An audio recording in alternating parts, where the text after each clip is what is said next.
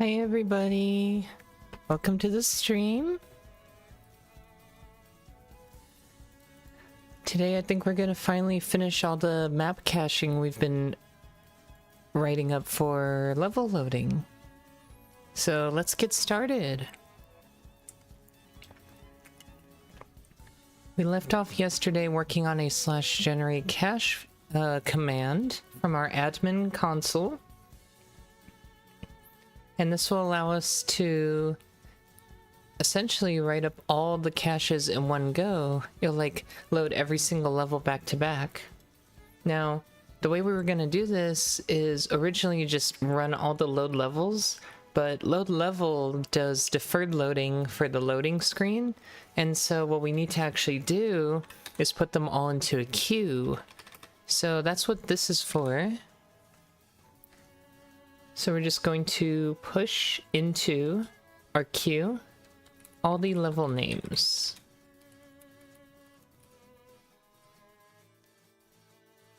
Okay.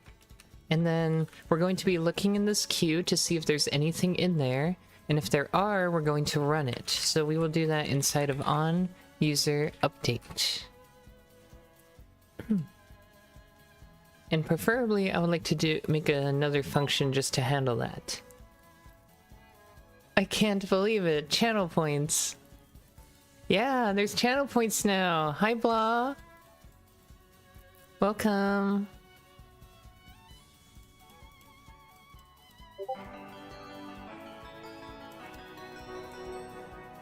Oh my gosh, Blah subscribed.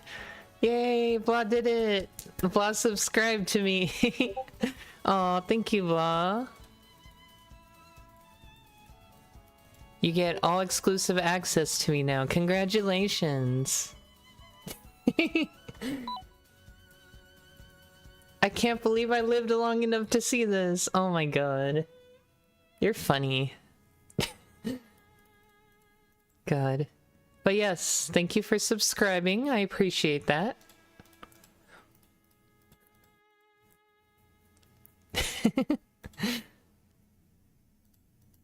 Alright, so we're gonna go under, actually loading screen update would probably be a great place to show that, but that's only if the console's not showing. Maybe not the best idea then. Let's just add a new update function specifically for the loading. What did I call this? Oh, the tile group data file. We'll just have a tile group data file, a static function called like run map cache queue. So essentially what should happen is we will call this and it will call all the load level stuff for us over and over. Why the change on channel points? Well, honestly, for one, I just don't feel the same way about, like, not... I guess, like, if people want to support me and what I do, then I'm kind of all for it. Like, I appreciate that. I think now that I don't necessarily do streaming all the time, I don't really feel an obligation to stream. I kind of just do it when I can, right? And so that shift from it feeling like an obligation because people support me and want to see it to, okay, I just do it when I can now, kind of shifted my whole mentality. It's like, before it felt kind of forced. It's like, oh, the way I thought about it was like, you support me in what I do, and what I'm doing is constantly streaming, right? That would be like just what I did all the time. I kind of stopped doing like constant streaming, not necessarily on purpose, but because of life changes. And so now when I get the chances to stream, it's only like maybe a couple hours per week. It's not necessarily all the time now, so it doesn't feel much like an obligation anymore. It feels more like an appreciation for what I do instead. Does that kind of make sense?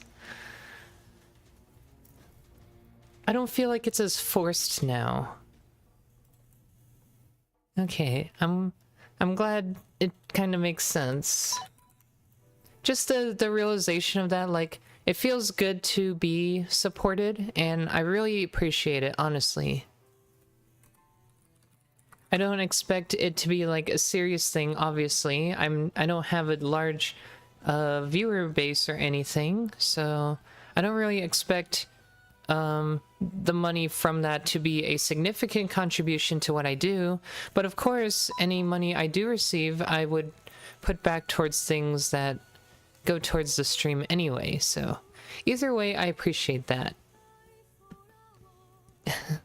You kind of got to see the kind of evolution of that, I guess, of me over time. So that's fun, quite literally, right? Which is awesome. So we're making a public static function called runMapCacheQ.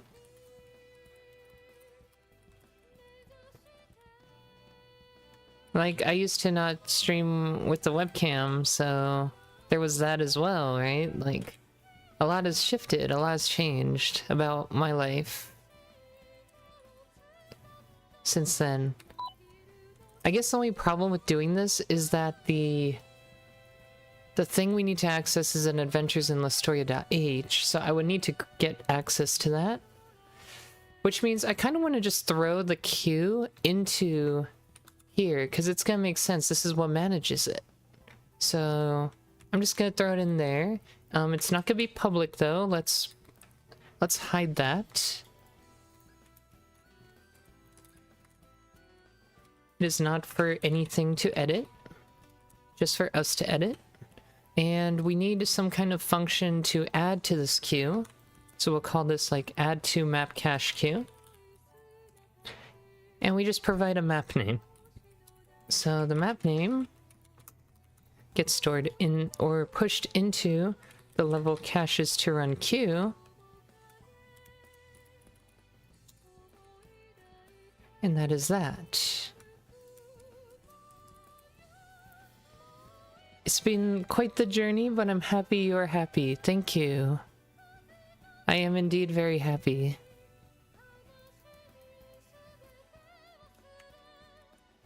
Okay, so since we made that, we're gonna go ahead and update this under the prepare level function. 1, 2... Phase 5... No. We're going back to that admin command. Okay. Yes, yes, yes. So this is under console, not console show, but on console command.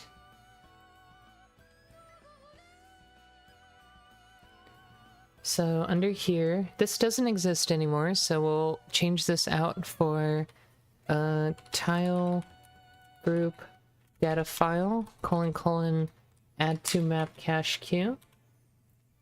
And then from there, we're gonna call load, of course.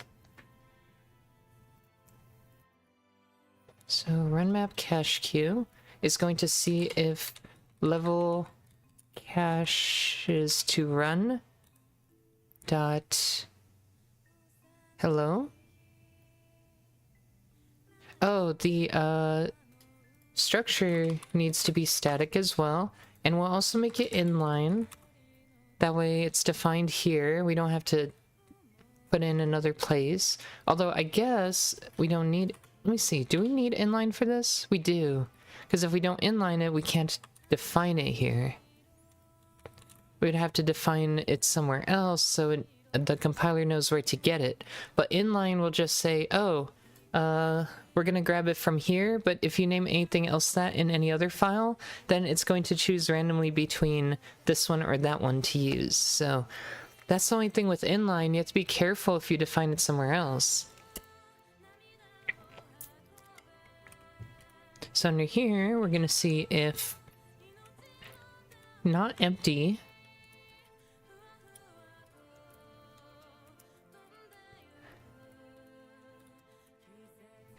then our goal is to empty it out.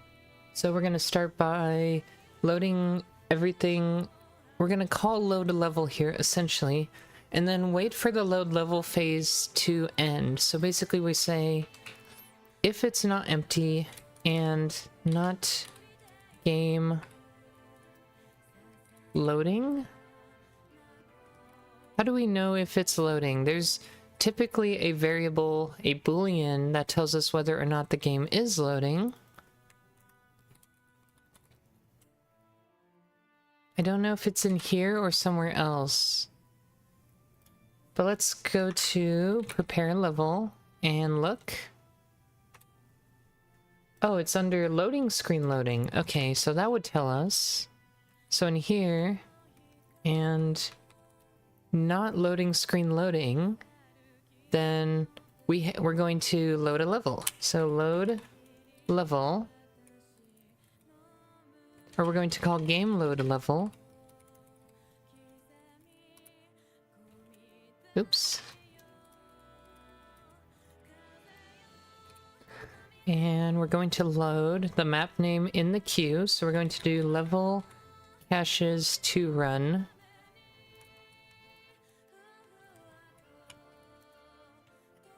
Dot. So we want to do front because that'll get us the actual reference. And then after we call load level, we're going to pop it from the queue. So level caches to run dot pop. And a queue works as a first in, first out container. So that means whatever comes in first is going to be the first served. It's literally like getting in line for something. As opposed to a stack, which is a first in, last out stack data structure, which means whatever got in last gets served first. It's like a reverse. Okay, so with all this in place, technically, the game is going to run through every single map and start loading the levels. One thing I did forget to add was a message to kind of indicate we're loading a certain level. I would like to do that. Oh my god.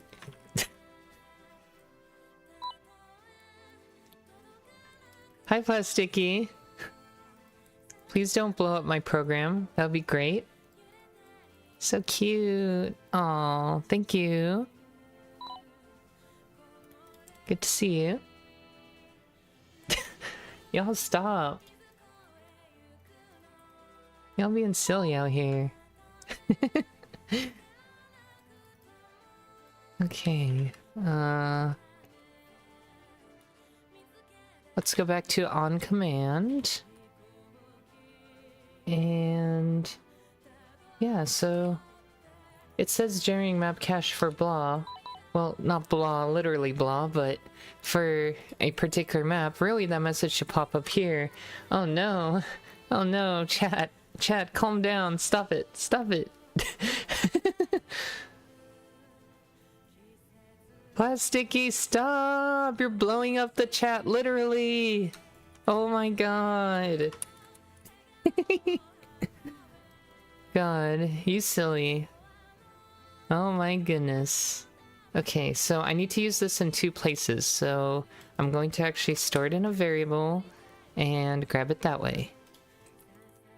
Map name, level to load. If I can type, that'd be great. Level to load is going to be whatever's in front, and then that can be const ref. That's not going to change. It does get passed into here. Presumably this gets copied, so it's not going to be a reference, right? Load level is a, let me see. It's going to be a map name, because yes, it's going to have to get copied. That way the value doesn't get lost. Requesting a bunny emote.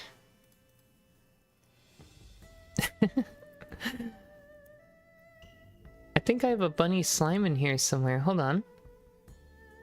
Is that what this is? It is. Oh, I see what I did.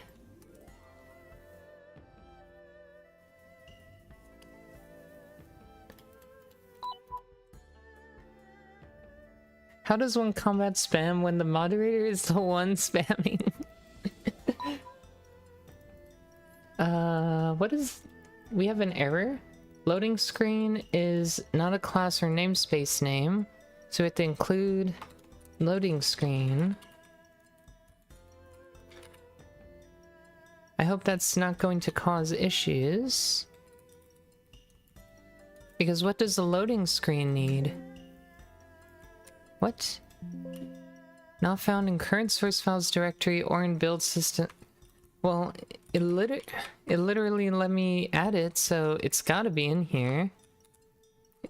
It's just, I guess IntelliSense is really struggling today. It just needs animate and queue. Perfect. So even that only needs queue, so that's actually wonderful.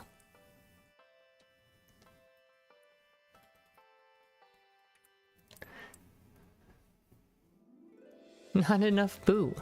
Not enough boom.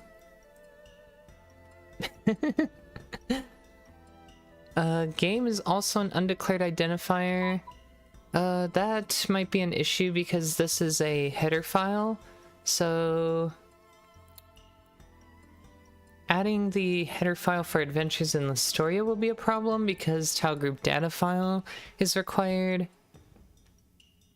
So we're gonna have to actually move all this into a header and declaration split. So we're gonna have to make a new CPP file just for this. Also, I need to fix this. I hate how the right-click context menu has added two things at the top here. So this is supposed to be tile group data file.cpp.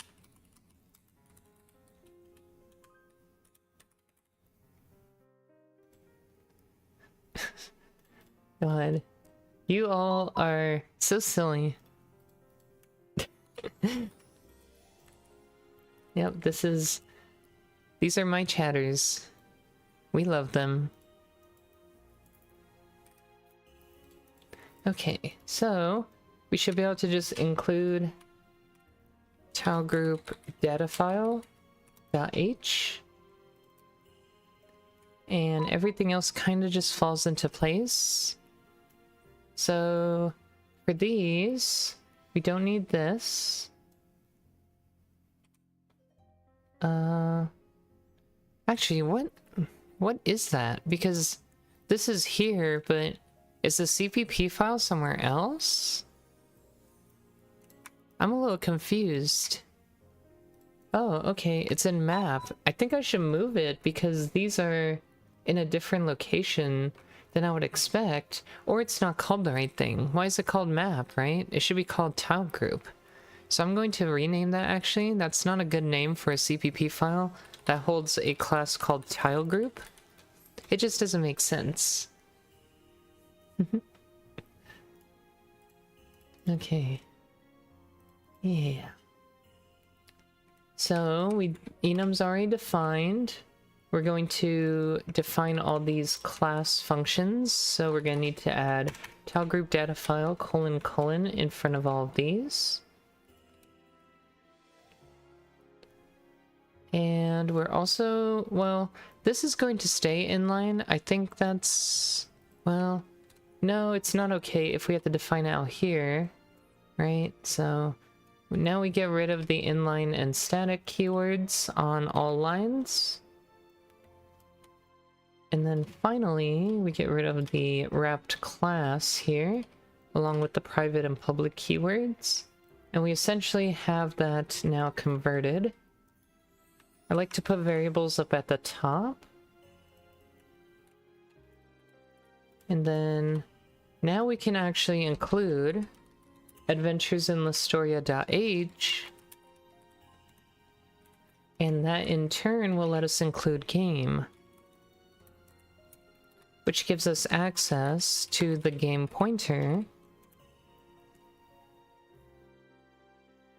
It looks like we don't include tile group data file in here. I thought we did, so maybe we don't have to do this. That's kind of weird, right? Oh, we need it in the CPP file. Never mind, so we don't have to do this. I was wrong. I keep forgetting it was in the CPP file. So this should be okay. Assuming no other header file needs this, which I don't think any other header file uses this. So I think we're good. If we get some weird error messages, then it's likely because we did this when we weren't supposed to. Okay. So with that, I'm going to delete the file I just made, the towel group data file. Can you move? Okay. And then let's try a rebuild.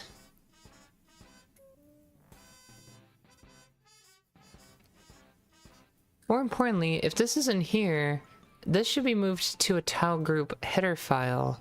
But now that I think about it, why are they separate in the first place when they could be right in here, like defined? I think we were going to split it originally and then I just forgot. So maybe we don't even need that CPP file. Alright, so it's time to try this. Let me go to Developer PowerShell. That's our debug log. Okay, so we don't even have to load the game. We just go into F11, I believe. And we can see there is a /generate cache command. So if we run that, it now begins. It does the loading process for every single map, and I think it should then write the file afterward, after it computes everything. Now it looks like it's just stuck, so I'm not sure why.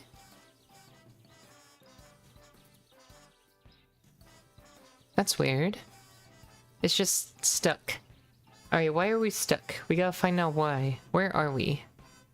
So, let's just hit continue, and let's breakpoint on user update. I think that will give us a hint as to why we're stuck.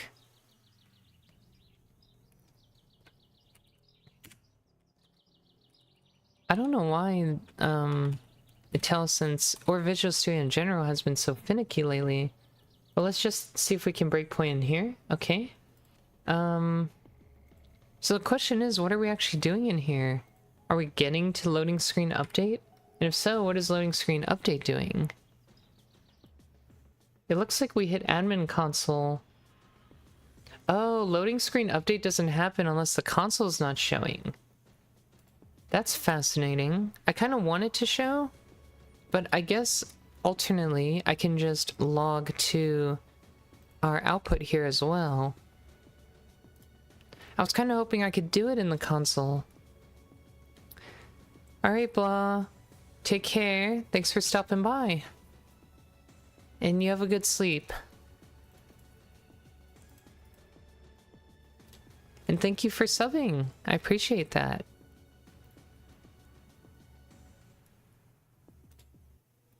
Okay.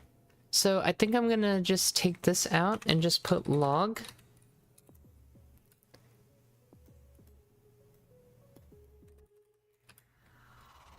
Okay. And let's go ahead and run that now. Because we have to exit the console for it to actually do that. Maybe we should force close the console when we do this. So...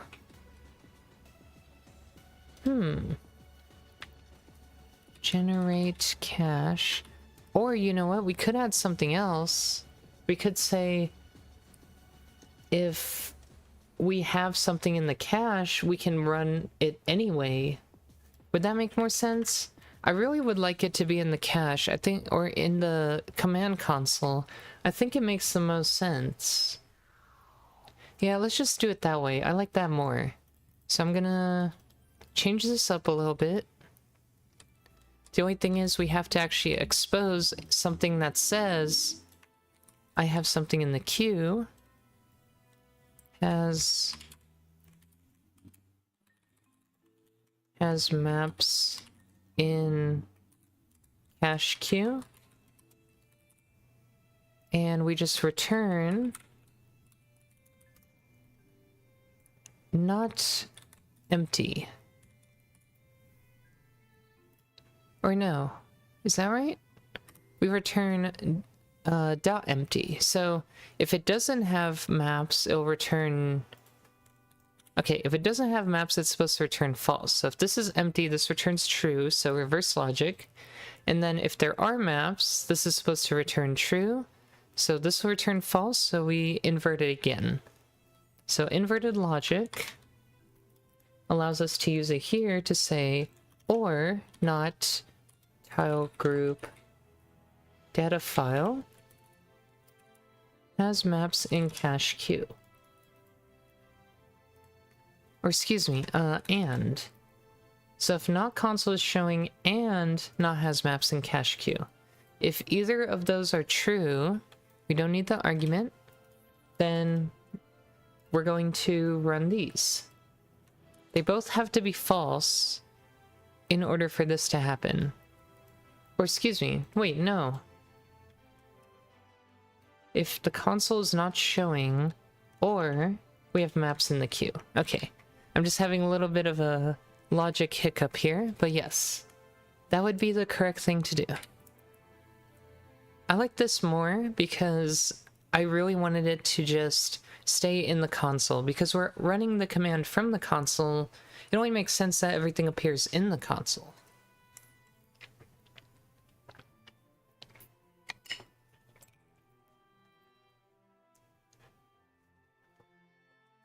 Okay.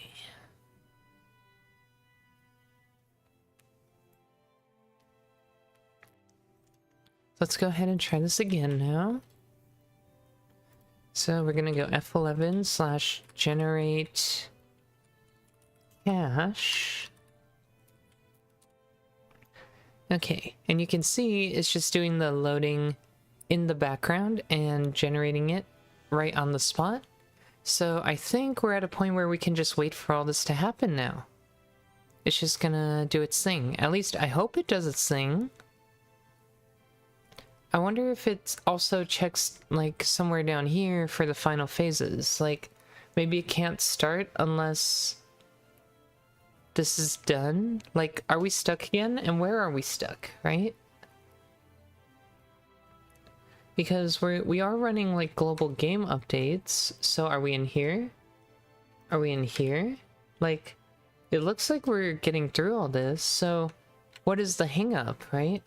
We would be in loading screen update, and update with console you'd be calling what? Like maybe this is stuck on doing something. Let's take a look. If loading phases outside is greater than 0, otherwise loading is false, like that we can't actually get to. Are we still, do we still have loading phases? Like, it looks like we're just stuck somewhere, right? Are we loading at all? That's the next question. Are we loading at all? Is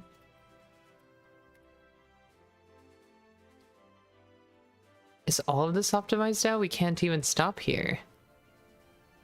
How would we be able to... Well, maybe we can go into this draw function. Okay. So we are in here, and that means loading is true. Total progress is 18 and current progress is 11. So this is important because it tells us what stage we're on of loading. So if we go to our loading phases, we can probably see where we're at in terms of levels. So let's imagine here we loaded stuff like this. Defer load. Oh, you know what? Maybe this stuff doesn't update? Let's take a look. Like, I don't know which phase we're on, right? Are we on this phase? I wish I knew. But we can go here again and look at loading phases. So there are 7. Okay.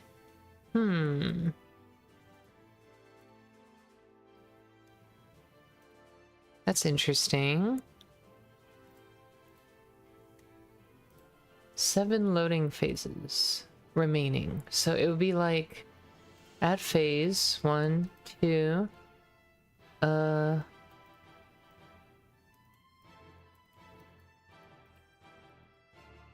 I don't understand what this is about. If map data, okay.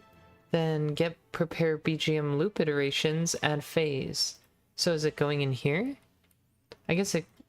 Alright, I guess it's time for debug mode because apparently this doesn't work. Funny enough, we have to debug the thing that we're trying to set up cache-wise. Something's just getting stuck.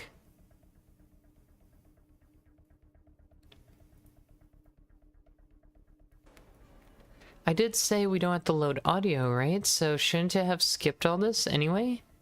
Like, it should have skipped the audio loading parts. Oh, actually, we removed that part. Okay, that might be the issue. It might be trying to load audio stuff, and we don't care for the audio stuff. And maybe it's getting stuck. So that's a big thing that we might have to look at. Okay, I don't know what I just hit, but we might not need to do this. At least I hope we don't have to do this. Have to do this.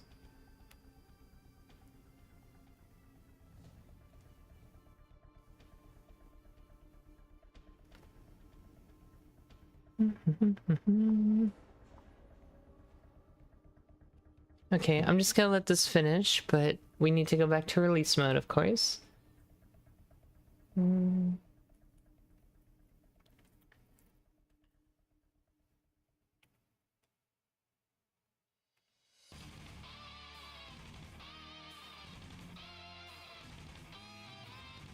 Hi there, good luck with your project. It's still black magic for me. I'm more into C#. Oh, well, thank you. Yeah, it's definitely a wild ride. I'm just going to stop this. We don't need to build this. As I say that, it just finishes. Anyway, we're gonna go back to release. I decided that it's probably just hanging up because of the deferred loading due to loading the music as well. So we're actually gonna say we're not changing the music. No music change. Okay. Let's try that.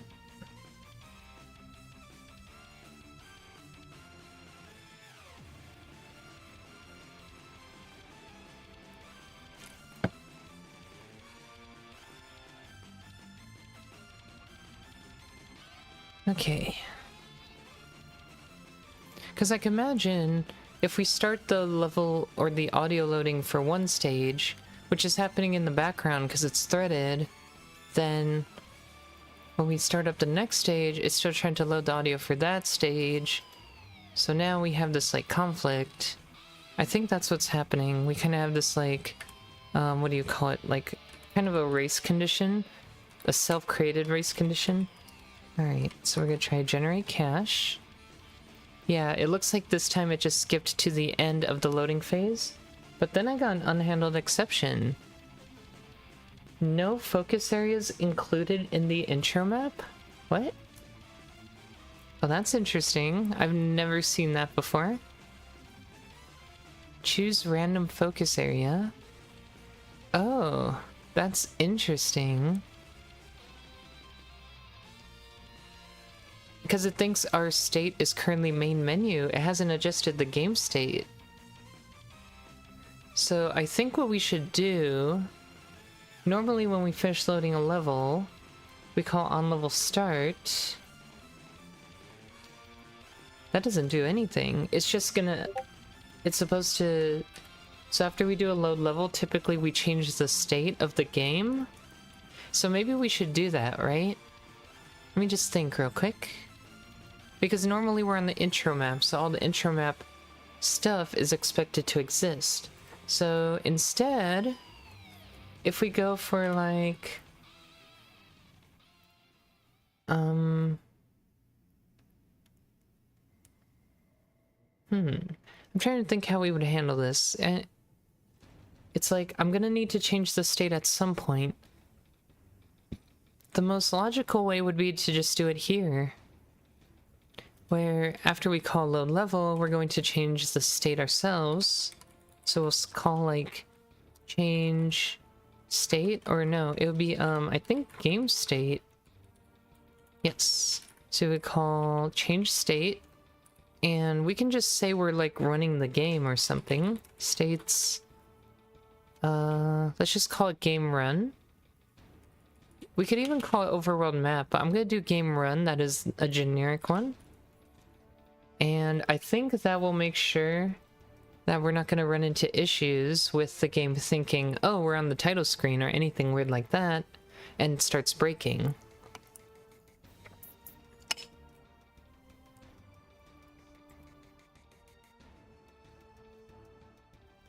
I'm also gonna pull up the cache folder while we're in here. That way we can see all the cache files getting populated as the game writes them. Or maybe we won't. No, there's a save pack call at the end here. It should still do it.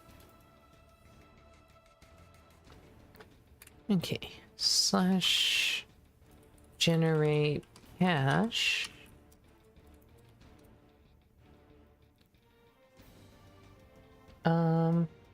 Warning, previous loading phase was not properly cleared. This probably means part of a previous load did not execute. Okay. So apparently we can't do that either.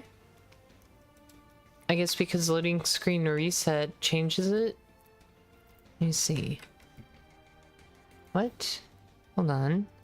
On state change, we call... Like, where does this error even come from? Loading screen reset? While loading phases dot size is greater than 0. Oh, that's interesting.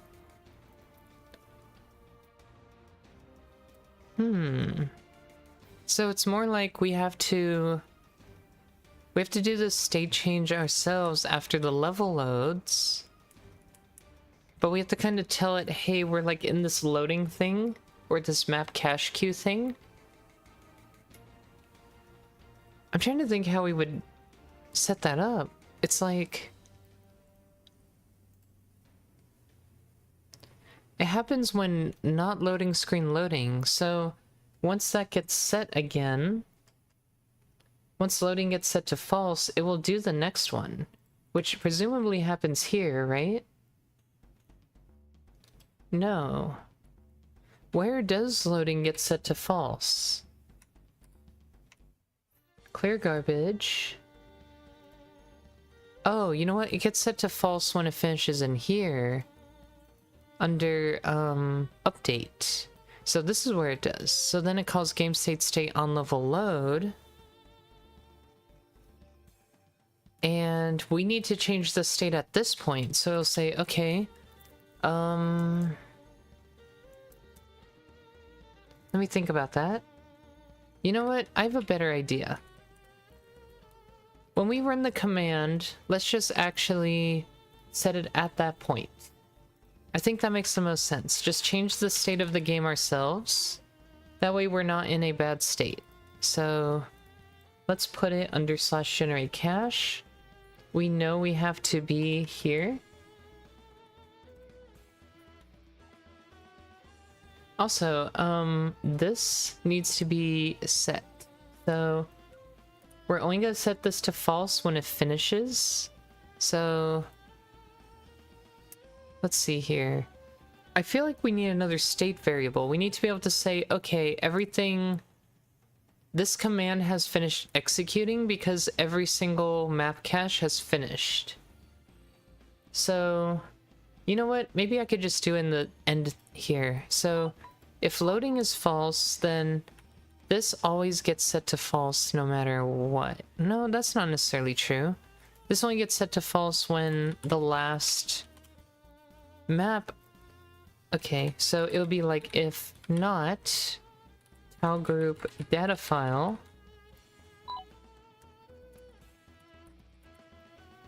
My brain explodes by enjoying watching people smarter than me. Well, everybody's smart in different ways, so... I wouldn't discredit yourself.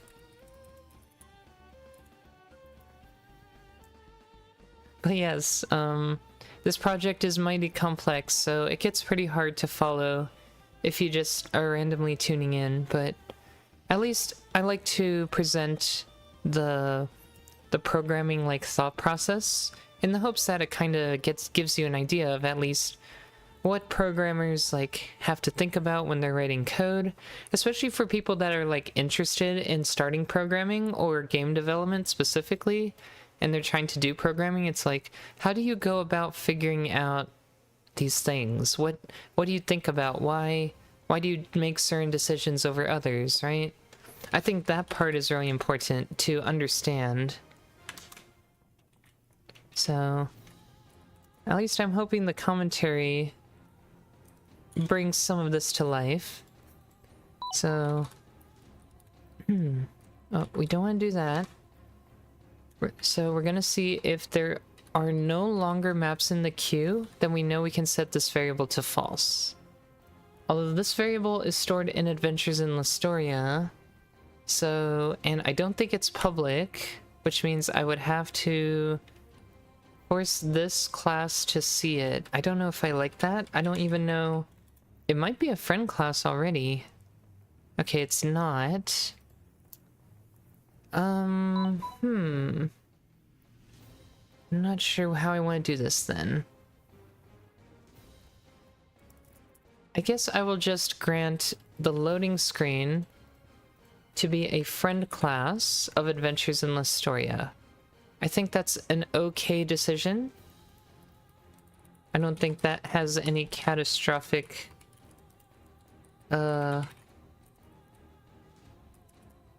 downsides to it, since the loading screen is has very minor access to the game anyways. It doesn't really do much. It's a pretty safe thing to do. 22 plus years of programming life. Yeah, I've been around for a minute.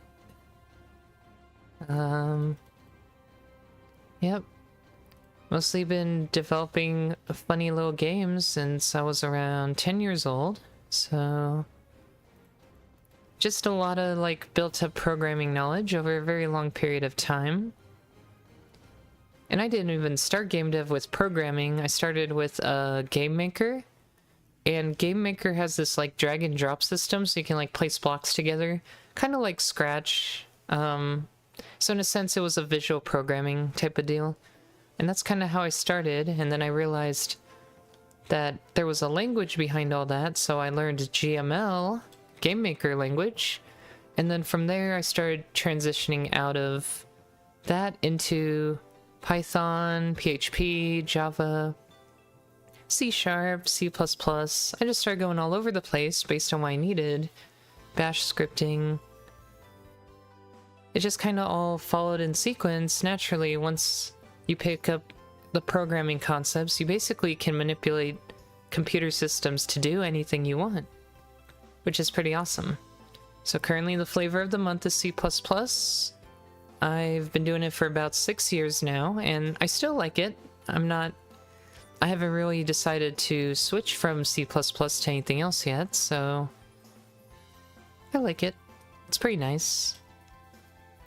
It's also been a lot of fun because of this OLC Pixel game engine, which the creator actively maintains and has a nice community that I am a part of. Alright, so now we have another exception. Integer division by 0. Oh boy, why? Get current map data. So somehow that is an issue now. Get current map data doesn't return what we're expecting? I wonder why. I wonder what this would return then, because get current level would be what? Let me see. What would this return? So current level is story? Oh, it's a story level, so there's not going to be any, like, rendering map data. So basically, we need to make sure the state of the game is well, this is dumb. We don't want story levels to have caches. That makes no sense. So we gotta exclude story levels when we do this. People really love to complain about C++. But what about Rust and Zig and Odin? No, use C with classes. God. I think actual C++ is way more fun than C with classes, though. Obviously, when you're starting with C++, if you come from, like, a C background, then you naturally try to treat it that way, but it turns into so much more. It's beautiful and crazy at the same time.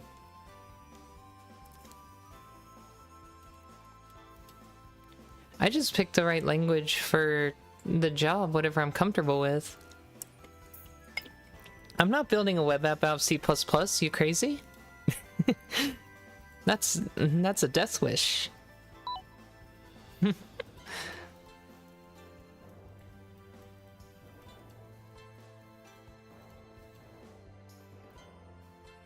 Isn't C like pointer based? Pretty much, it's low-level management in general. Like, your standard libraries are very slim, they're very simple. The simplicity is both a godsend and a curse at the same time, right? Because you essentially have to build all of your data structures. There's no linked list, you make the linked list. There's no, like, strings, you design the strings. The string templates the way you want. Most of the time you just use a null terminated char array, of course, but, like, there's no rules, you kind of just go with the flow. You have to build your own systems from a very low-level standpoint. C++ tries to give you some higher-level stuff, so it's a layer above C. But it's not necessarily C-like either. It has some rules similar to C, but then it adds so much more, and I think that's what makes it not really C anymore. Because once you start using the C++ stuff, your code stops looking like C altogether. Like, nothing I do here really is C-like, except maybe if I have to throw in a raw pointer every once in a while and dereference it, they'd be like, oh, that looks like C, and maybe enums, but other than that, not really.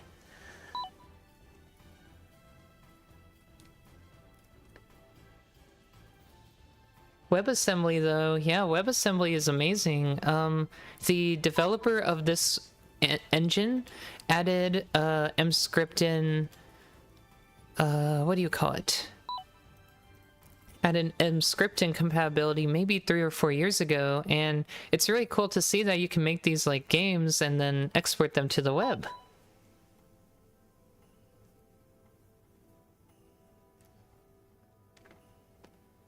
The easy way out, which is C#. I think C# is pretty nice. I haven't played around with it as much as Java, but I think I like it more. Like, if I went to try another language, I think C# would be a good candidate.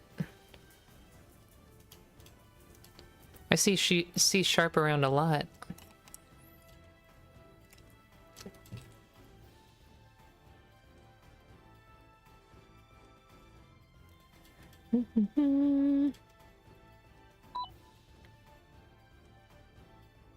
Okay, so we need to not generate levels that are story levels. I think the levels file actually includes whether or not it's a story level. I could be wrong. Oh, it's just not in this file. Wait, is that right?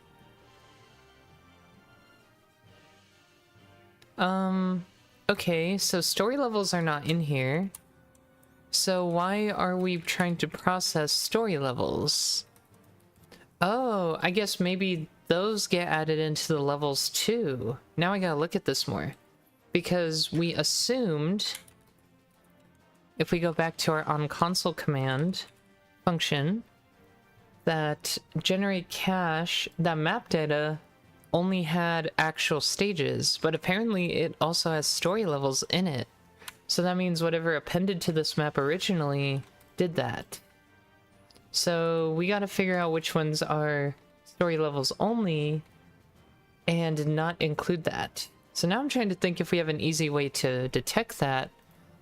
But I think what we do with the overworld map, let's go to that real quick. In the overworld map level, state, we want the state, not the window. Hello? Okay, apparently it doesn't want to pop up. Game states, let's go look. Game states, state, overworld map. So inside of here, when we choose a level, it's going to be somewhere around here.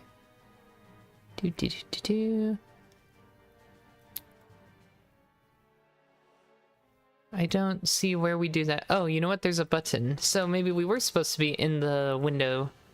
When we click a level, you can see here, we just literally check if it begins with story. Okay, so I guess that makes sense. If map name starts with story, we do that. I feel like that's pretty crude, but it makes sense. We call all of our story stages story, so let's just do the same thing with our on-console command. And we'll say, if not, level name dot starts with story. Oops. I already had that copied. Then we'll go ahead and add it to our map cache queue. So let's try that out.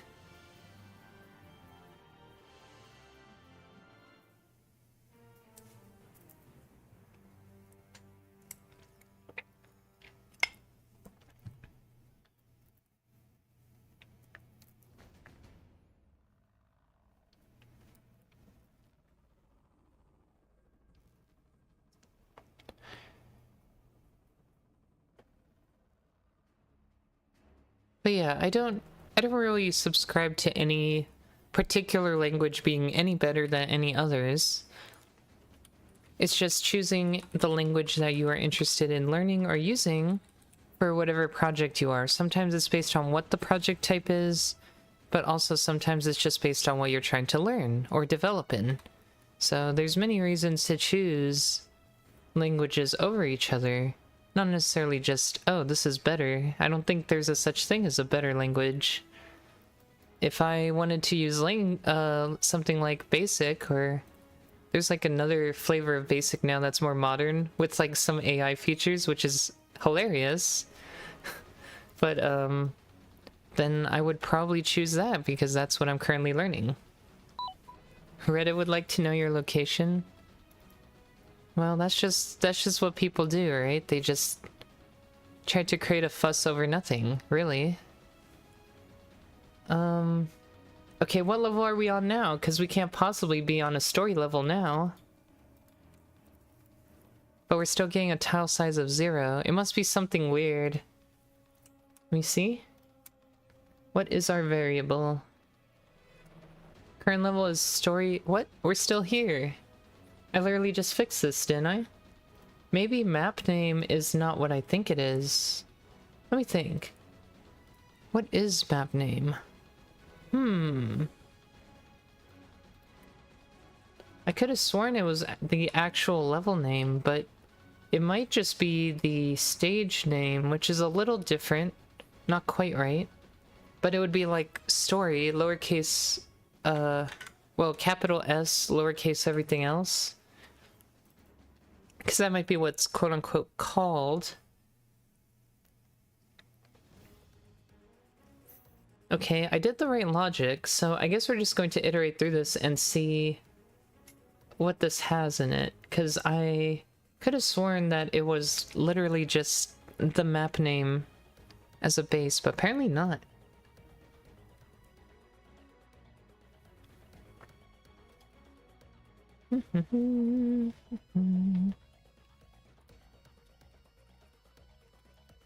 I just want to get these files generated already. That would be nice. So map data, if we look, let's look for story stuff. So there's story _1_1. It's weird that that's the only story in here. I wonder how that happened because there's no other story levels. That's strange, right? Is that a mistake? I'm starting to feel like that's a mistake.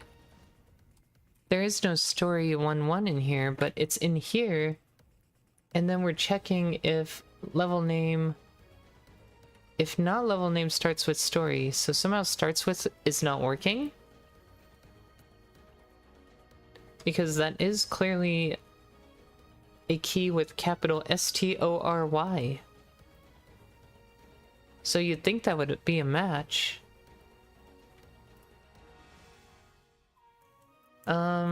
Okay. I'm just gonna do a conditional breakpoint here. Show me what happens when level name is equal to story. Because that should not be the case. Oh. It's also optimized out.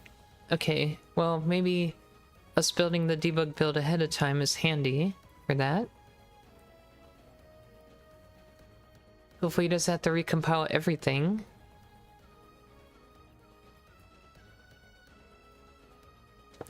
It's got to recompile everything. Dang. Unfortunate, but yeah. That's kind of weird that this code, this line doesn't work.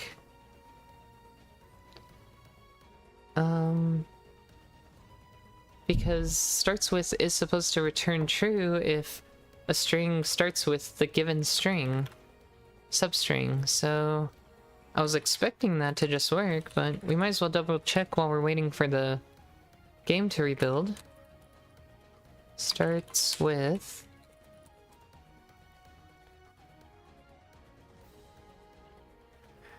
Checks if the string begins with the given prefix. The prefix may be one of the following: a string view SV, a single character CH, or a null terminated character string. So, yeah.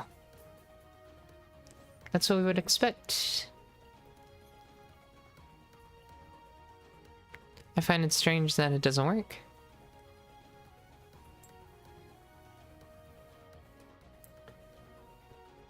Or maybe it did and I didn't rebuild properly? I feel like I did rebuild it, but maybe I didn't. Like, this line is a very simple... has very simple logic. This shouldn't be anything crazy. But yeah, let's try it again, shall we?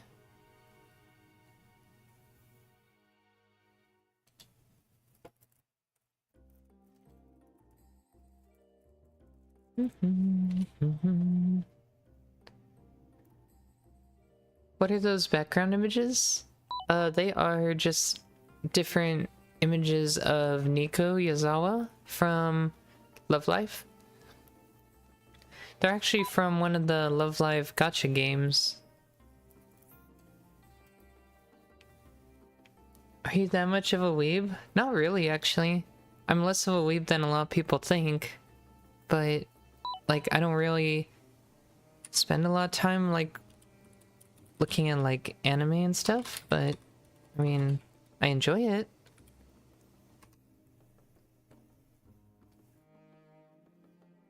Yeah. It's fine. I'm not against it or for it or anything. It's just media. I don't consume other media as equally as much, so I'm not really... I just don't consume much media in general. Okay, so yeah, let's do the conditional breakpoint now. I wanted it to be when level name is equal to story.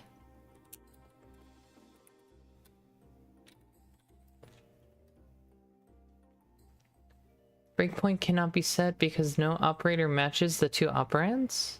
Really?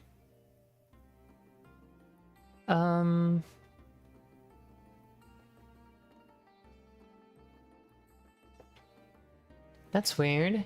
We can't compare strings in here? I did not know that, but okay. Alright, well, at the very least, I guess we can do... element 0 is equal to character S? Surely that's allowed, right? Capital S? Okay, that works. There we go. So what happens? Does it work is the question. I just hit F11 and it ignored it, so that is the correct logic. It wasn't supposed to go into that if statement. So, with that in mind, maybe I just didn't rebuild the release build, like something happened. It's entirely possible. You would think that would be a rare issue, but maybe, right? Maybe I just messed up. It is rebuilding the CPP file, so that's a good sign. Why do I hate Lua?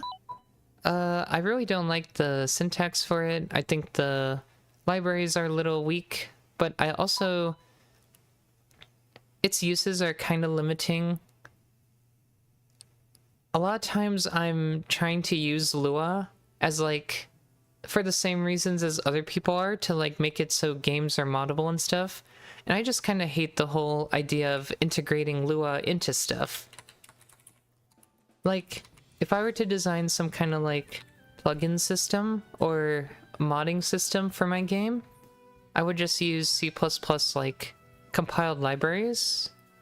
I think that's a pretty nice way to introduce mods, but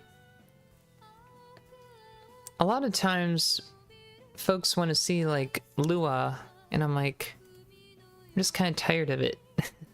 I don't really like it. So I think it's more the process of implementing Lua into a project than integrating Lua into a project than actually using Lua. It's kind of where the hate comes from. I always have like my little nitpicks for every language, including C++, so it's not like... the hate is not like, oh my gosh, this is terrible, don't ever use this language kind of hate. It's more like, these are the reasons why I dislike it. It's more of like an icebreaker thing. It's like, oh, that's cool, I also hate it, or I disagree, I think you're wrong. I do agree with that. It is a pretty portable scripting language, so there's a plus. There's always positives, right? Okay, what are we doing? Is this still trying to do this? There's no way, right?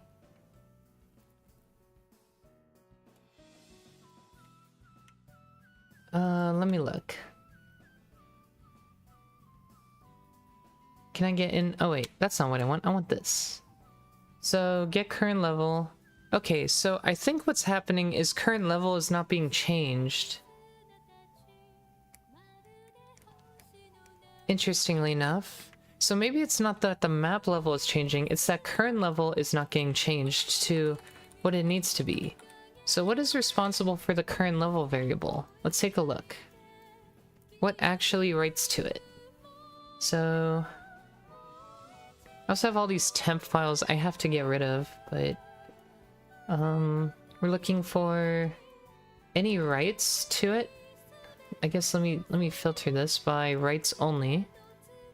So we write to it in lines 2412, 4662.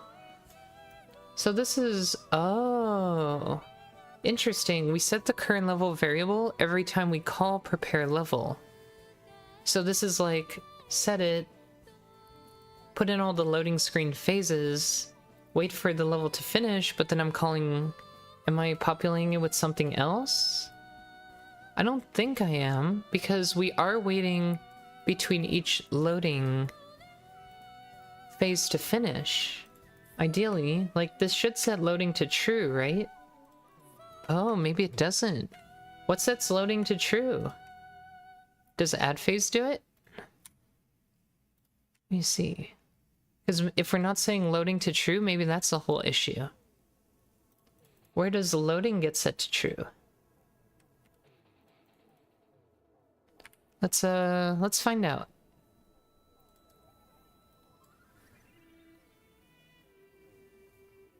So again, we're looking for writes to the variable.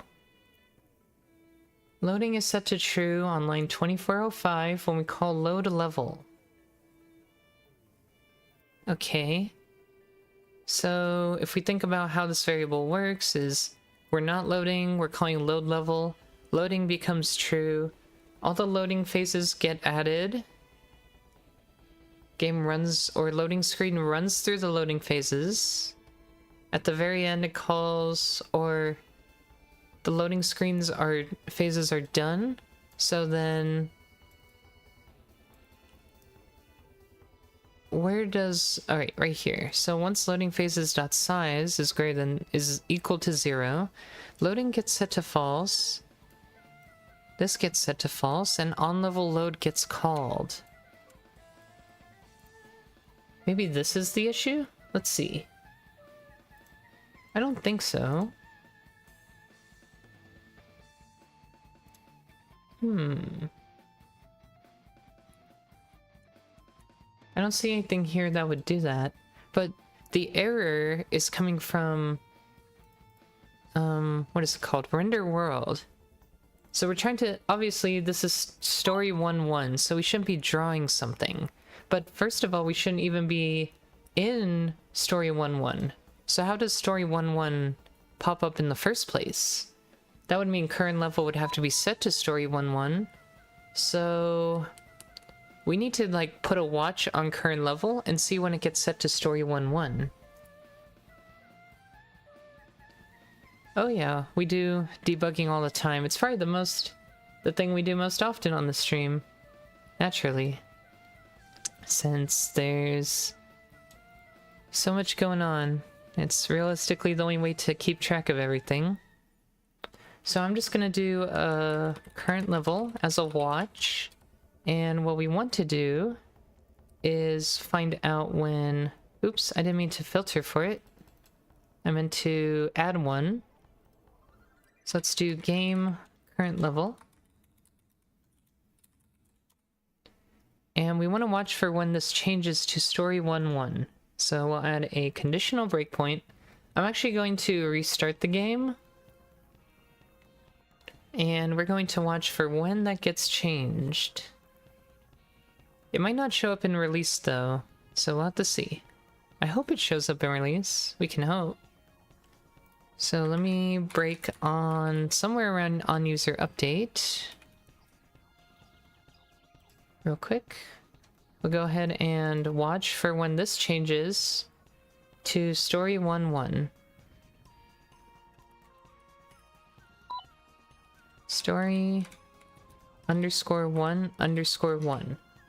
So we can compare strings. Oh. Wait. Wasn't it just a string? Like, see, that is a string. Maybe I'm doing it wrong. Oh, it doesn't let me. Like, I can select it. And then I hit enter. Yeah, it lets me. What the heck? But then if I change it, it complains. What's going on? I don't understand. Does that actually work? I mean, it's hitting the breakpoint, so... I'm so confused.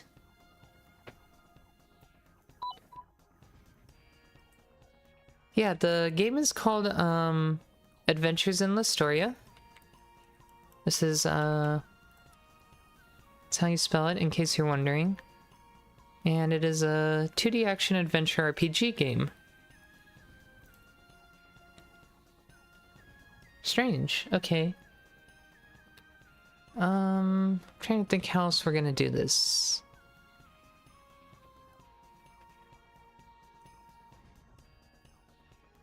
Well,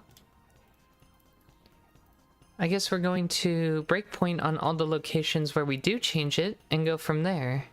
So let me pull up once again the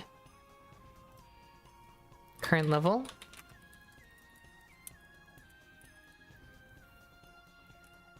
Maybe? I do have to get rid of all these... I don't know where all these temp files come from, but they're still in my project. I think I'm just gonna have to delete the directory, because they're not even supposed to be there. So, let's see. Yeah, I don't know why these are here. Where is this? This is in appdata local temp.dwsrc. Like, why are we even looking there? That's my question. Why are we even looking in here? What was it? Kind of want to just get rid of them because they keep popping up.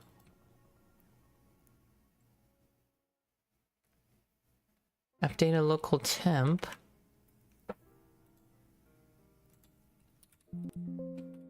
DW source. Oh. There's like just that in there. I wonder why. Anyway. And then there's one here. What about this one?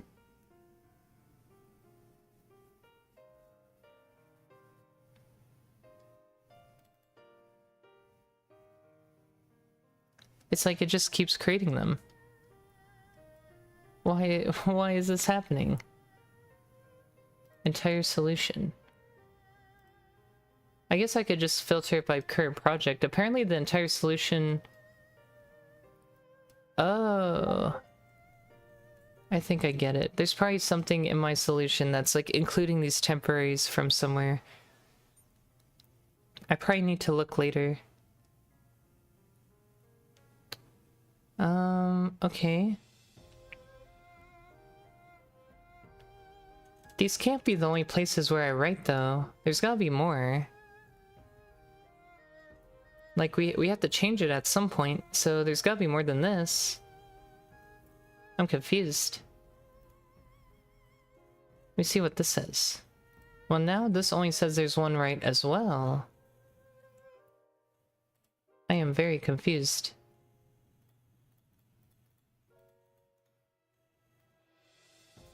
Maybe I should restart Visual Studio, like it's having a stroke. Let's try that. Oh, here we go. This is what I was looking for. Yeah, so in each place where we do this, I think we're gonna have to breakpoint so we can keep an eye on it. And we're gonna have to try and see when they get set to story 1-1. If they get set to story 1-1, which is what we're expecting, right? So if map is equal to story 1-1, we'll breakpoint. Because that's what we're interested in. It's the only problem we're having right now. More importantly, I need to figure out, should I figure out how that's getting in there? Because I think we need to figure that part out too, eventually. I'll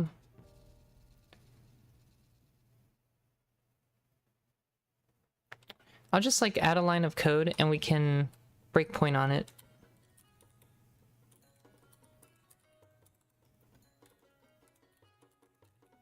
Stop here. Silly as this is. That will work. We can do the same in the other two places. So we got one... We have an underscore set current level function. Well, that one's pretty easy. We just breakpoint on it there, but again, I want it to be conditional, so we'll do that. And then we have another right here. That's just the header file, so we're good.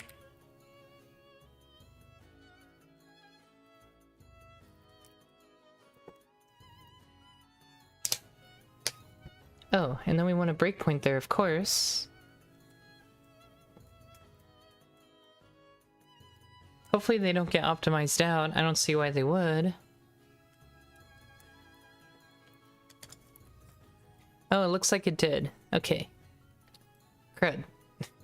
You can tell because it moves when it starts. That's fine.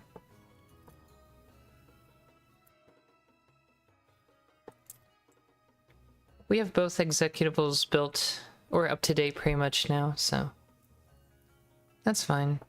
So we're gonna hit that command again, and then one of those two places should cause it to become story 1-1, and then we can try to figure out the cause of that.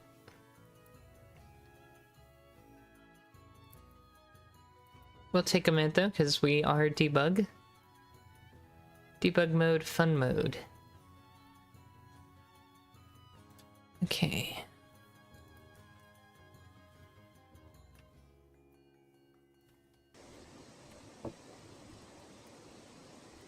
Generate cache. Okay, so we did hit this breakpoint, so let's figure out what changed it, or what caused it. So at least we can figure out the state of our program at this point. So clearly current level is now story 1-1. The only way this would have occurred... Oh, there's an on-state change. Load level based on get current connection point. Oh, you know what? The current connection point is story 1-1. That's where you start at the beginning of the game. So if we call game run on state change, it calls load level. That's interesting. So we basically invoke a load level when we start this, before it even does anything. So that's why we're switching to story 1-1.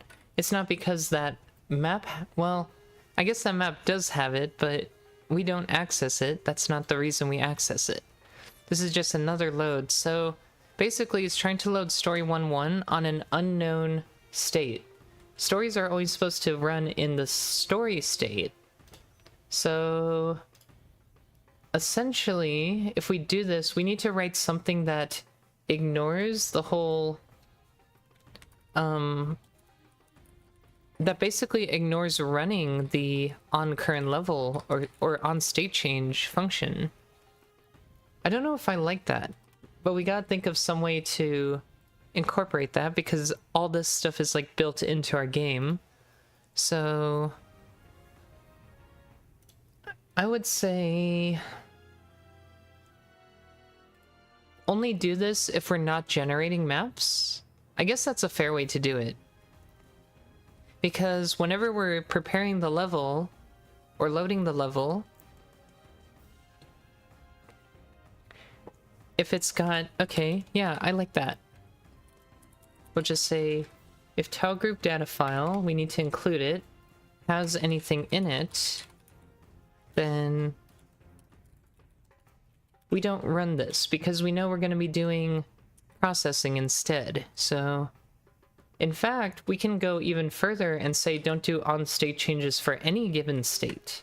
So we can go to the generic or the parent game state class and just not run that. So we have a change state function here where we call underscore change state, which is the internal change state function, which calls everything else. So as we can see here, this is responsible for calling all the other on-state change functions. So I think we just write it here instead. That makes the most sense. So we say if, and I'm gonna have to include that there now instead.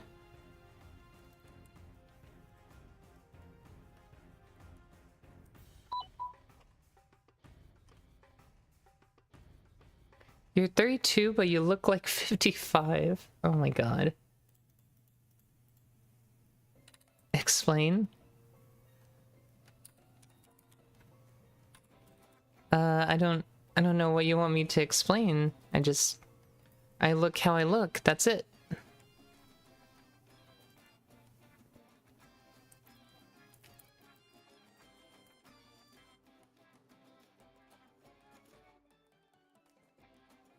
Did C++ make you look older? No?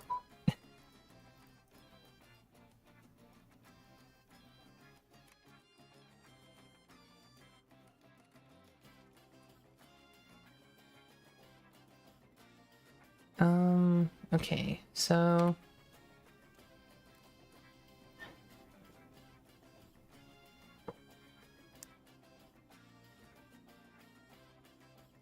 I forgot what I was doing here. Okay, so yeah, if tile group data file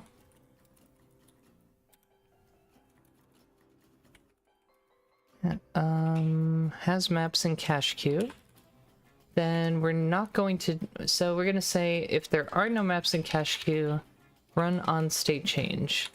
Because then we actually care about this, but we don't care about it when we're just simply running the cache.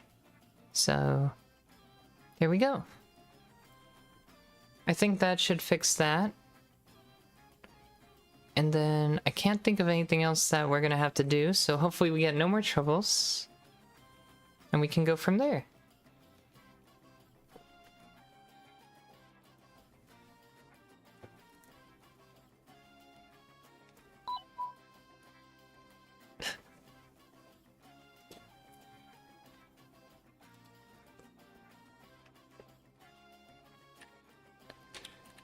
Alright, so generate cache.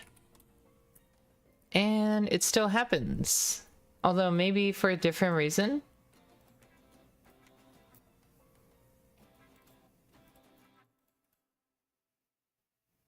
Oh, what? Must have clicked something weird there. But current level is still story 1-1. I did rebuild it, I swear.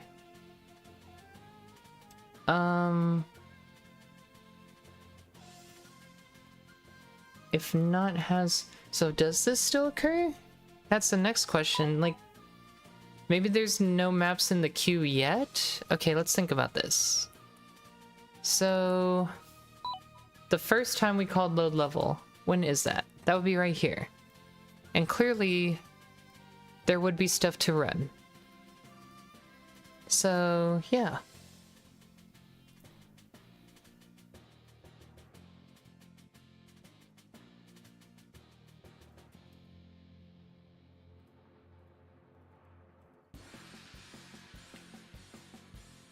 That's confusing. That's very confusing. Because that logic would make no sense. We add it inside of onConsole command. OnConsole command would add to our map cache queue, which simply pushes these in. So then it's populated. So there should be no, like, level... Oh, the game state change happens before. Okay, that's why. So now, what do we want to do? We still have to change the state, but I guess it would be after this, because when we add them to the queue, they're not necessarily going to run yet. So we can do this after. And that should be okay. Now we're not actually running it, and the queue is populated. Apologies if that was offensive.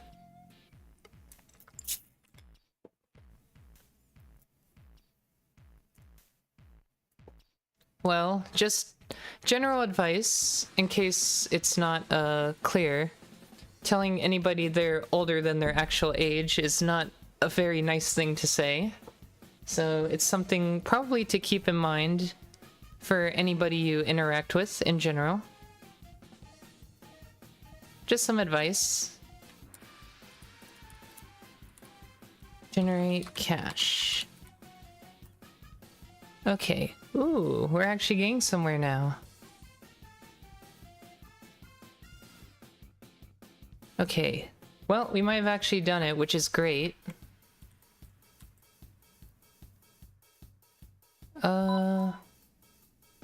Oh, and a hub level should only be initiated in the game hub state. Oh, we probably don't... Well, we have a check to make sure we're in the game hub state for the game hub level. The game hub level is the, okay. I mean, we could write a separate conditional just for that. I would still like to make it so that level gets cached. That would be nice. But we do have a hard check here. So maybe we just ignore this check only when we're doing this? I guess this might be the only exception. So yes, let's maybe do it that way. It looks like I have other exceptions here too, so I think adding one more doesn't harm too much. Oh, don't worry, my error macro when that happens is it goes to this like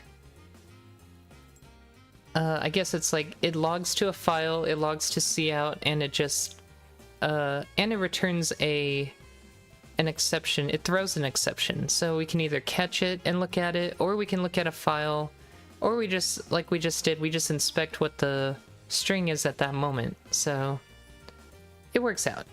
Yeah.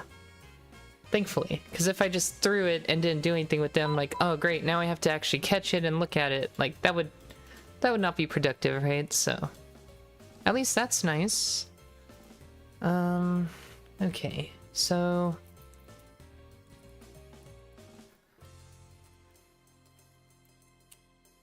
level caches to run. Oh, it's gonna be togroup Data file.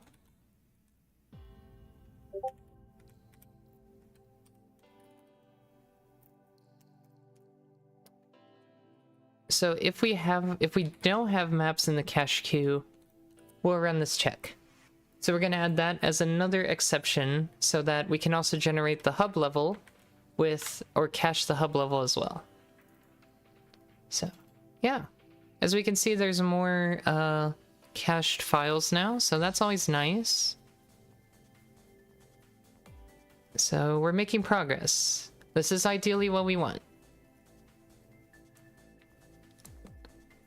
So hopefully we can get the rest without it crashing anymore. And then I just have to run this every time we regenerate like a map, so I might auto add something, a feature to do that next. Like when it detects a new map, generate the cache on the fly, so we don't have to do this in the future manually, right? So that would be nice. But yeah, we can see it doing that now, so that's fun. This is kind of what we've been ultimately trying to get to throughout the last 2 days, so I'm glad we finally have reached what we wanted.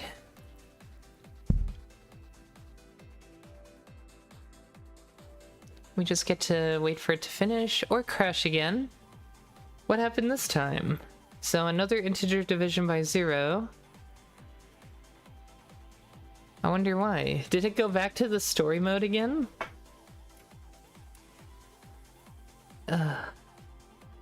It's campaign 4B1.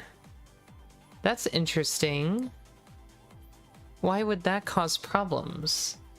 Is the map not finished? Let me see. Let's look at campaign 4B1. Well, I'm looking at it now. It's definitely got stuff in it. So there is that.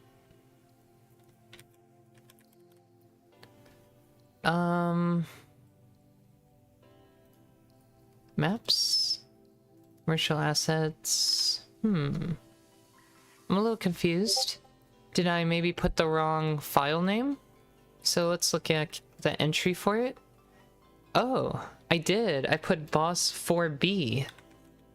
That's... Is that right? Oh, that might be right. So we are looking at the wrong one. Boss 4B. Oh, it just doesn't exist. Shouldn't that have aired out way earlier then? That's weird. I guess it did retrieve it from here, so we should add some code that says, hey, this map does not exist, so do something about it. Let's do that. So this would be like when we initialize the game configurations, where we load levels. So that would be like...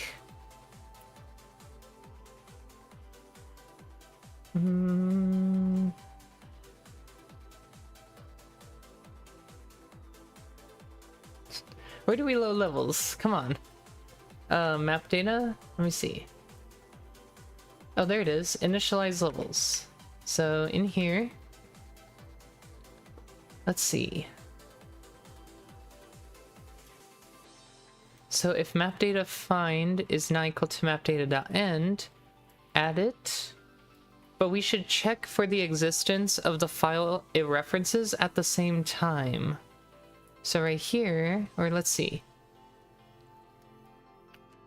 Because we literally just set it right now.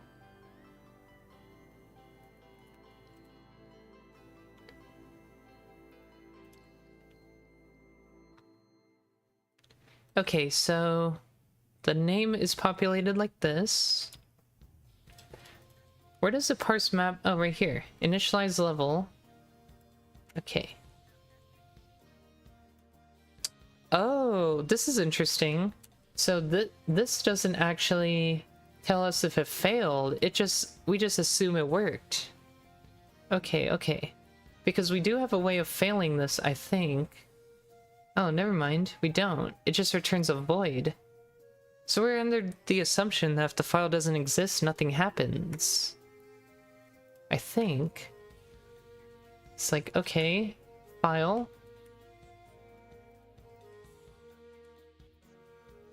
tries to read, if file good, then yeah. So let's back up a little bit. We need to first even know if this file exists. So if not standard file system exists, whatever the map file is, then we're actually going to error out here and say warning.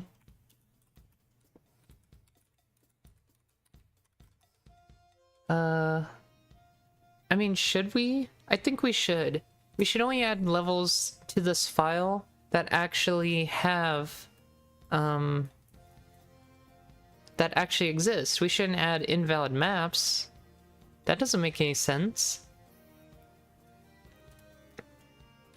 Map file, whatever, does not exist. So we'll do a standard format.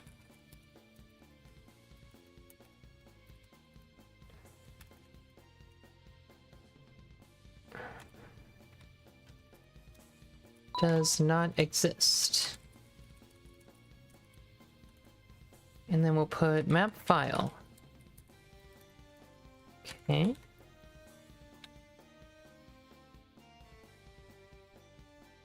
Does annoy?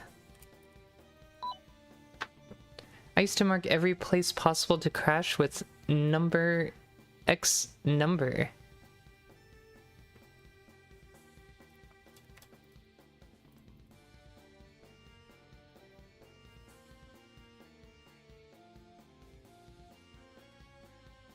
Yeah, I'm just... Sometimes I don't want it to necessarily crash, but something like this I want to crash because the game technically will crash if we go and select the location with this map, because it'll be like, oh, now it crashes. Well, I'd rather detect it before we get to a point where it actually is fatal. Because imagine releasing the game with a missing level or an invalid level. It would be nice if we tried to run the game and it crashes immediately, telling us we're missing a level. So, that's usually the logic, at least. If we can get the error, if we can catch the problem when the game is loading, that is the best time to do it.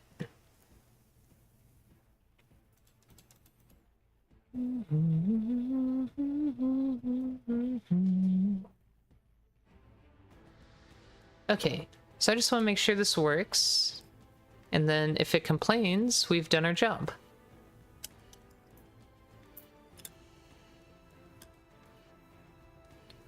Try catch.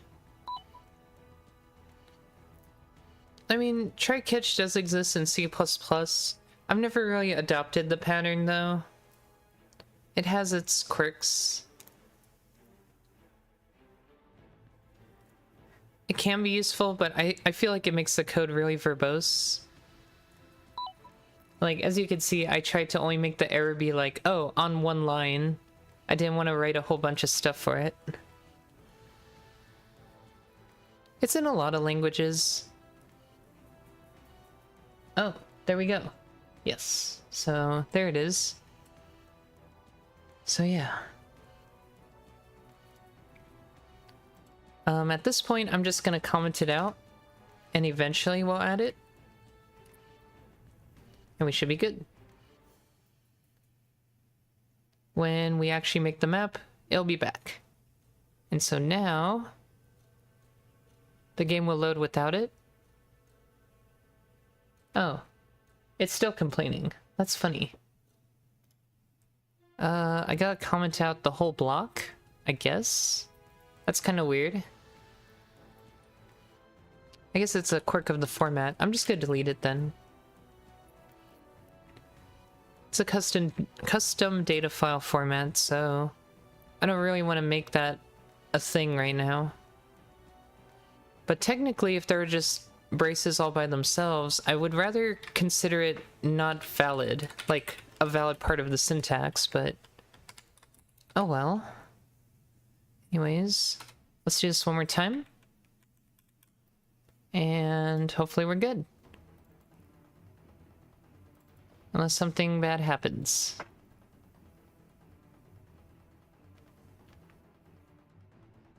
It's kind of cool to just see all the maps load in the background. That's always fun.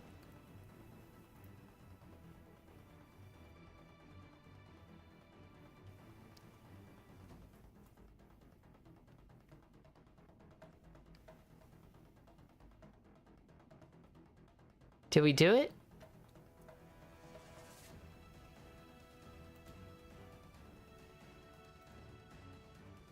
Campaign 4-7 is where it's stuck. I'm not sure why it's stuck.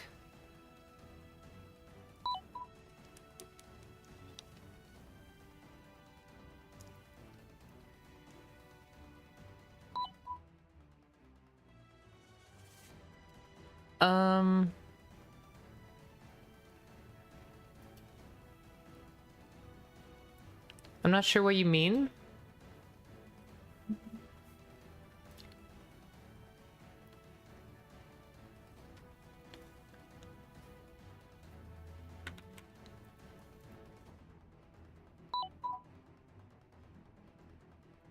You can't stop it from building the levels? I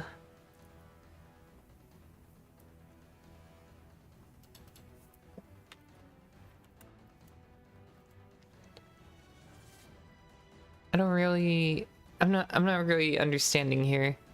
I'm basically preloading these levels. Like, we wrote some code to make the levels load without... before the game actually starts using them. You can't stop it from caching? I don't think so. Only because I didn't write code to do that, so no. For some reason, it's stuck somewhere in here. I guess we're gonna figure out why it's stuck now.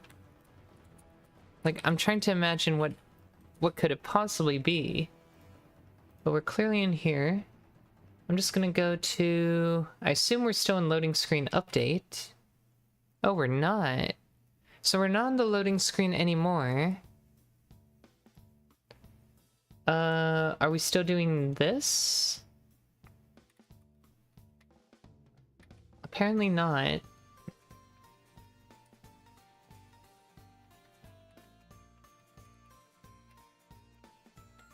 So that's telling me loading is now false. And there are no maps in the cache anymore. So I guess the game just isn't loaded in a state that loads properly now. So let me think why. I guess what we could do is when we're all done with this, we just reset the game state to a known good state. So let's say, oh, sorry, in here. Because the logic goes, set this to false, and then we call on-level load. Now, on-level load is what's doing it, I think, because now it's trying to do, it will be in game run, and I think it's at this point it will do that on state change too. So what is get current connection point dot map? It's probably going to be that story 1.1 again. So then it's trying to do whatever it's trying to do, and it's probably just stuck in a permanent loading state. So maybe we want to reset back to like a previous state. A good known state.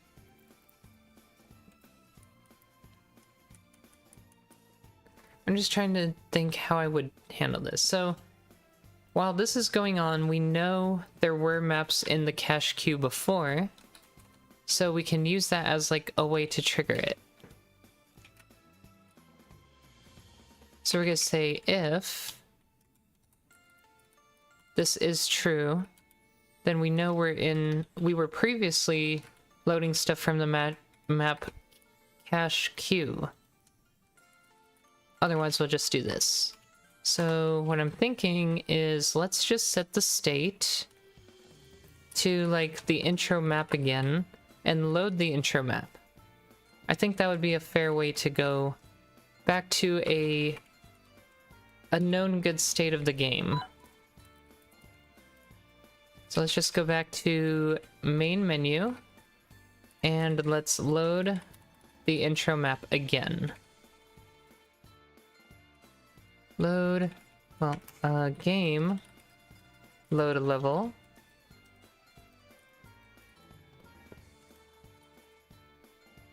And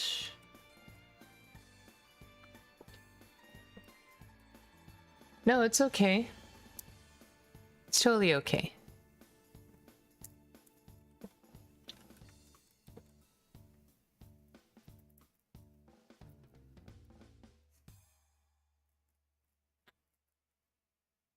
I wonder if I'm just gonna have to put intro map here. I don't think I really have any other choice, so I guess I'll just go intro map.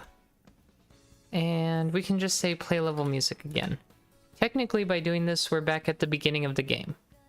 At least I hope. So I want to try this one more time, because I need the command to at least function properly. That'd be great.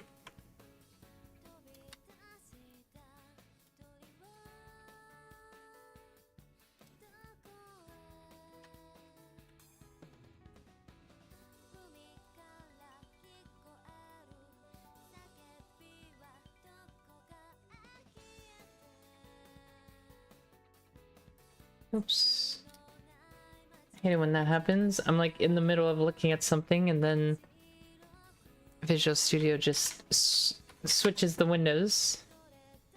Okay. Why is the character in the middle there? That's funny. I just noticed the character's like transparent in the middle of the screen. That's funny. Let me see. Slash generate cache.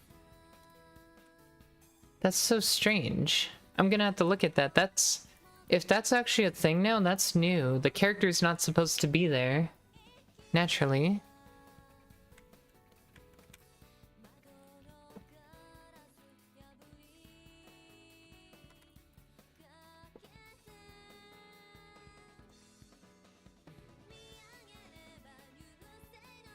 Alright, so presumably last time 4-7 was like the last level to do this loading thing, so maybe that's why we were having issues?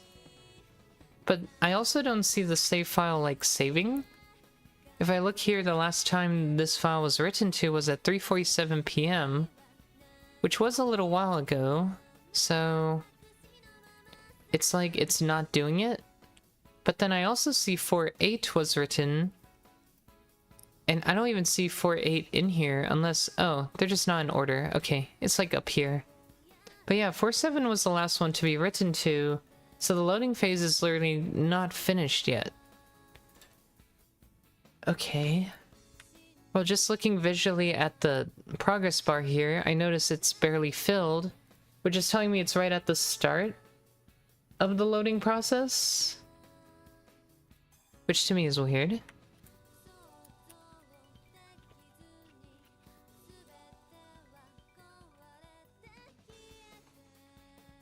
Any day now. Well, if we don't get hit here, then we know for sure that one of these two statements is not true, and it has to be this one. So we must be in a state where there are no more maps in the cache queue, which I would agree with, right? If we load in the last one in our list, there are no more levels in the cache queue, so I would agree with that. What we're really looking for is whether or not the overwrite the caches are done, and I guess that would be indicated by this variable. So let's actually use that variable in place of this variable, because that's really what we're looking for. This variable is true while it's running. So I'm going to try that variable instead, as that means the loading screen will run through that section of code. Which means what I wrote earlier about resetting to a good state might not even be applicable, but maybe we do that just for safety anyways. Okay.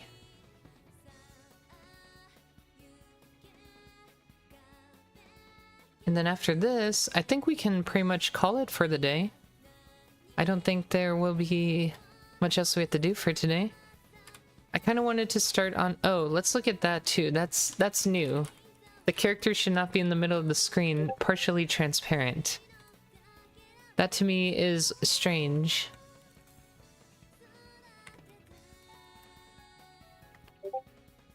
And that was not happening before, I'll tell you that much.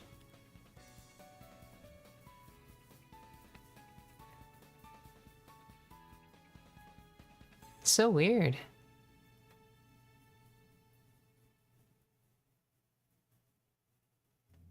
Okay. So this time we can see campaign 4.7 does load. And so our game should be in a state where previous loading phase was not properly cleared. Okay.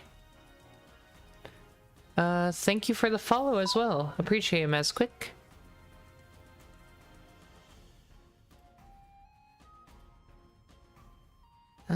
Alright. So this occurred because we changed the state again in the middle of loading. Maybe we don't need this anymore. So this was more of like what we thought was happening, but wasn't actually what was happening. So I'm gonna remove that now. Was it here? It should have been here, I think. Yes. Okay, so let's just undo that.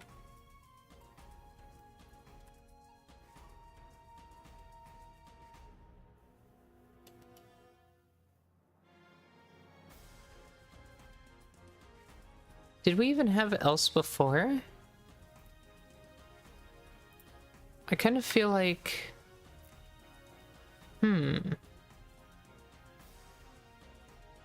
Interesting. Anyway, we're gonna go back to this for now. I feel like we didn't before, and we just always called on-level load, and on-level load just had no side effect before? I think that's what happened.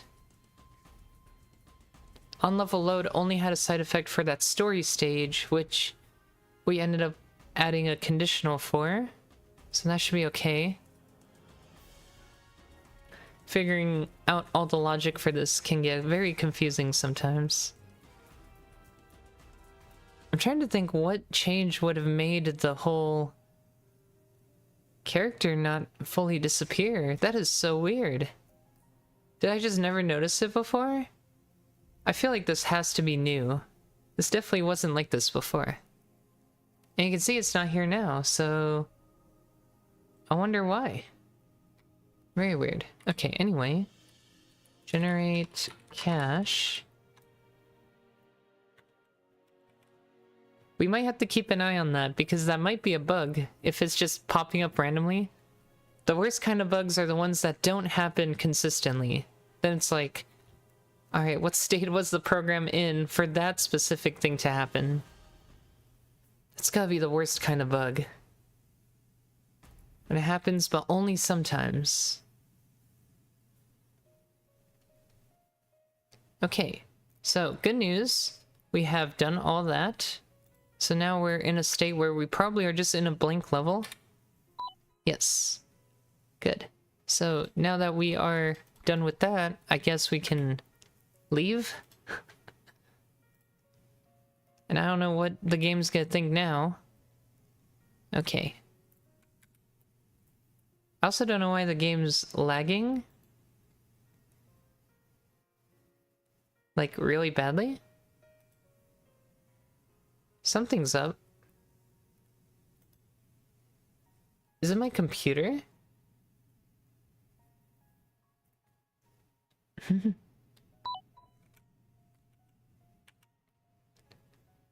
Might just been my computer. I don't know. That was weird.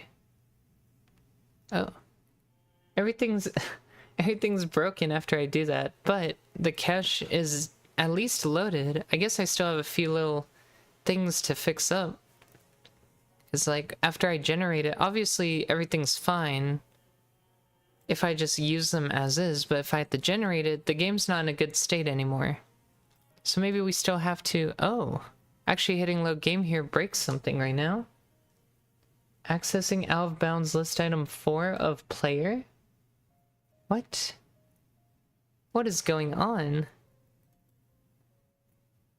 So we're trying to access item 4 in a file and it doesn't exist? Which file is the question?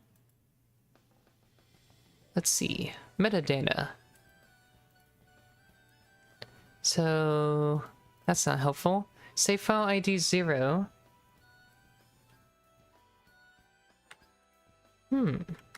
Interesting. But yeah, thank you. Appreciate the follow and thanks for stopping by. I hope you enjoyed the stream. It's very strange. Let me look at this.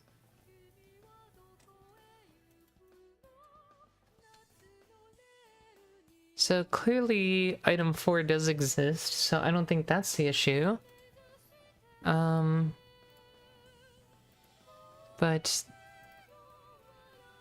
accessing outbound's list item 4 of player. This would be an update game save data.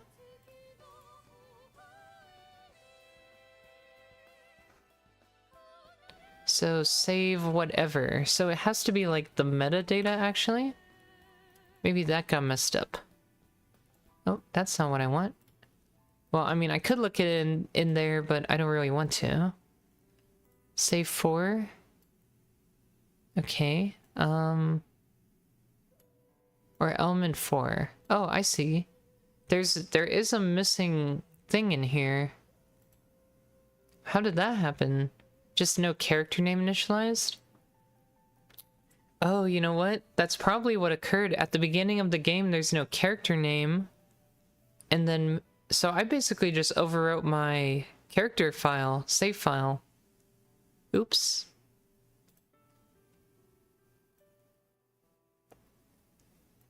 And that's kind of important because it basically just saved whatever I had in there from before. So that comes from, because it always tries to save the game when it's loading, so that's why. I have to make it so the game doesn't save during this, which would be... I'm not sure where save game would be. Save game. There's gotta be one somewhere. Oh, apparently it's not called save game. Oh, yeah.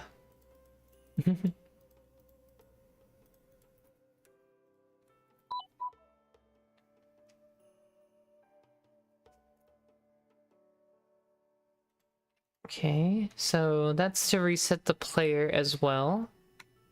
That makes sense. Does the save game occur here? No. It must occur somewhere, though. Maybe it's on a state change. That might be what it is. So we go to the game run state again. Somewhere. Where's game run? Okay, right here. On level load, on state change, load level, set state to normal. I don't see a save game, which is kind of weird.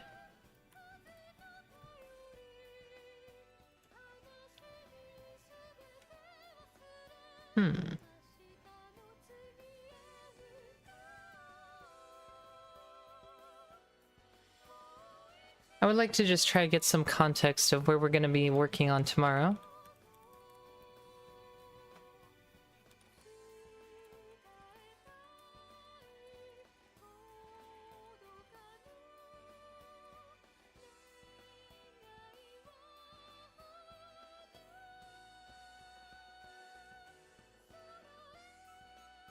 I'm pretty sure we have a save game class. Save file, maybe? Here we go. So save file. Where does this get called? Save game. That's load file. Oh my goodness. So much stuff. Stuff we haven't really touched in a long time either. Save game on state overworld map. Game hub. Overworld menu. I'm just trying to think where it would apply. Class selection window. Overworld menu window. I'm trying to think, if we go through like a game run, are we in overworld menu? I feel like we're not. We're just transitioning from state... Oh, start level. Okay, start level is what triggers it. Got it. Because then that calls change state to either game hub or game run. So that start level call is what does it. Okay. So I think at least we know where these calls are. One of these is probably gonna be it. We'll have to figure that out next time. So honestly, I'll probably just put breakpoint in here and we'll look it up. Alright. Cool. So technically we're still not done with this map caching thing, but we're getting very close. And it was a short programming session today, but we'll do some more tomorrow. So for those of you that tuned in though, thank you for watching. Hope you enjoyed. And we'll see you next time. Bye-bye.